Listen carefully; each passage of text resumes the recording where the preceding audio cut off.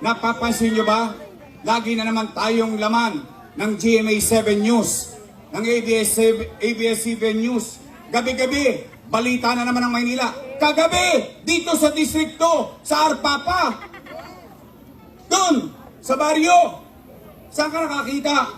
Tatayo isang tulongges doon, hawak ng baril, magpapagputok. Ano sila, siga? Ibig sabihin, walang gobyerno. 5-5 snatcher. 5-5 hold-upper ngayon. Paano na yung mga magulang? Papasok yung anak nila sa eskwelahan, ano pakiramdam nila? Baka ma-hold up yung anak nila. Sa akin nakakita sa Arten, tanghaling tapat, bubuksan yung kotse.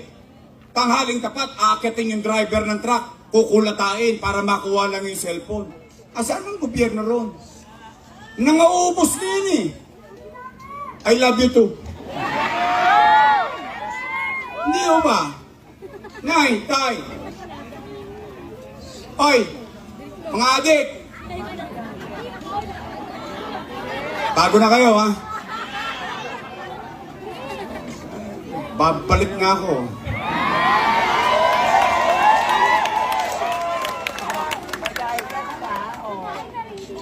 Yung mga adik at pusher, kailangan tumira ng chemical para magising. Ako, kape pa lang. Gising na ako 24 oras. Kaya may awa ang Diyos sa tulong ninyo. Nakabalik ako. Ibabalik ko sa inyo yung gobyerno sa umaga, sa tanghali, sa hapon, sa gabi, hanggang madaling araw, may gobyerno sa lungsod ng Maynila. Kaya mga adik ha, tigilan nyo na yung kakatrompeta. Rolling. Pagugulo.